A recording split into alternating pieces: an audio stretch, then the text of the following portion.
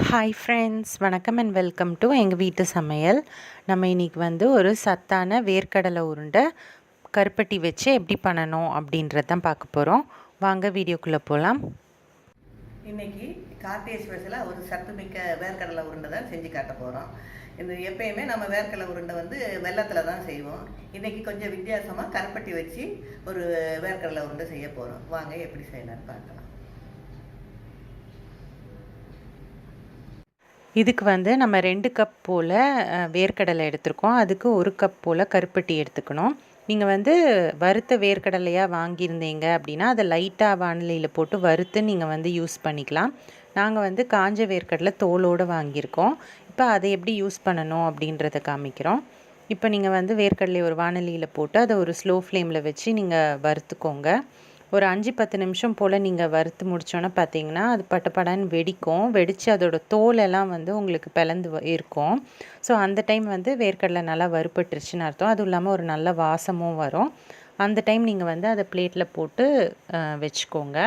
கொஞ்சம் லைட்டாக ஆறின பிறகு ஒரு காட்டன் துணியில் அதை வந்து கொட்டிக்கோங்க. கொட்டிட்டு இந்த மாதிரி மூட்டை மாதிரி கட்டி அந்த நல்லா இந்த மாதிரி அழுத்தி தேய்ச்சிங்க அப்படின்னா அந்த தோலெல்லாம் வந்து அந்த வேர்க்கடலையிலேருந்து வந்துடும். அதுக்கப்புறம் நீங்கள் இந்த மாதிரி புடச்சிங்க அப்படின்னா அந்த தோலை தனியாக எடுத்துடலாம். நம்ம சாதாரணமாக மாதிரி பண்ணோன்னா நம்ம ஊதி ஊதி எடுப்போம். அப்போ உங்களுக்கு வந்து தோலெல்லாம் நிறைய இடத்துல பட்டு உங்களுக்கு இடம் நாசமாயிடும். இந்த மாதிரி பண்ணிங்கன்னா உங்களுக்கு கொஞ்சம் ஈஸியாக இருக்கும். இப்போது அந்த வேர்க்கடலையை எடுத்து நீங்கள் வந்து மிக்சியில் போட்டு அரைச்சி எடுத்துக்கோங்க. இதோட இப்போ நம்ம வந்து கருப்பட்டி நம்ம சேர்க்க போகிறோம். சப்போஸ் உங்களோட கருப்பட்டி வந்து நல்ல சுத்தமான கருப்பட்டியாக இருந்ததுன்னா நீங்கள் வேர்க்கடலையோடையே சேர்த்து போட்டு அதை அரைச்சி எடுத்துக்கலாம். ஆனால் கருப்பட்டியில் முக்கால்வாசி வந்து மண் அந்த மாதிரி தூசிலாம் இருக்கும். அதனால் நீங்கள் வந்து அதை பாகு காய்ச்சி சேர்க்குறது தான் கொஞ்சம் நல்லதாக இருக்கும். கல் மண் இல்லாமல் இருக்கும். இல்லைன்னா நம்ம உருண்டை கடிக்கும்போது சம்டைம்ஸ் அந்த கல்லோ மண்ணோ வாயில் தென்படும். இப்போ நம்ம வந்து 1 கப் கருப்பட்டி சேர்த்துருக்கோம். அதில் வந்து நீங்கள் 1 டேபிள் ஸ்பூன் போல் தண்ணி ஊற்றி அதை நல்லா கரைச்சிக்கோங்க. ஃபஸ்ட்டு கரைச்சி அதை நீங்கள் ஃபில்டர் பண்ணிட்டீங்க அப்படின்னா அதோட தூசியெல்லாம் போயிடும்.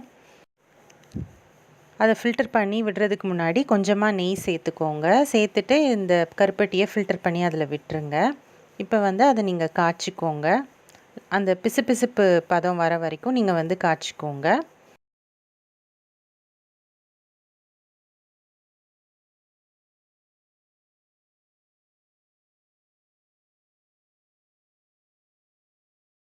அந்த பிசுபிசுப்பு தன்மை வந்த பிறகு நீங்கள் வந்து நம்ம அரைச்சி வச்சுருக்க வேர்க்கடலையும் அதில் சேர்த்துக்கோங்க. சேர்த்து ஸ்லோ ஃப்ளேமில் தான் வச்சுக்கணும்.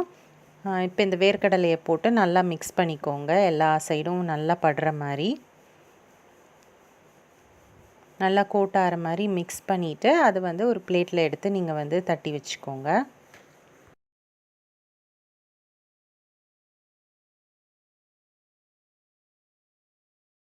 தட்டி வச்சுட்டு இது வந்து ஓரளவுக்கு ஆறின பிறகு அதாவது லைட்டு சூடு இருக்கும்போது இந்த மாதிரி உருண்டையாக நம்ம வந்து பிடிச்சி வச்சுக்கலாம். கையில் லைட்டாக நெய் தடவணுனாலும் தடவி நம்ம பிடிச்சிக்கிட்டோன்னா ஒட்டாமல் வரும் உங்களுக்கு.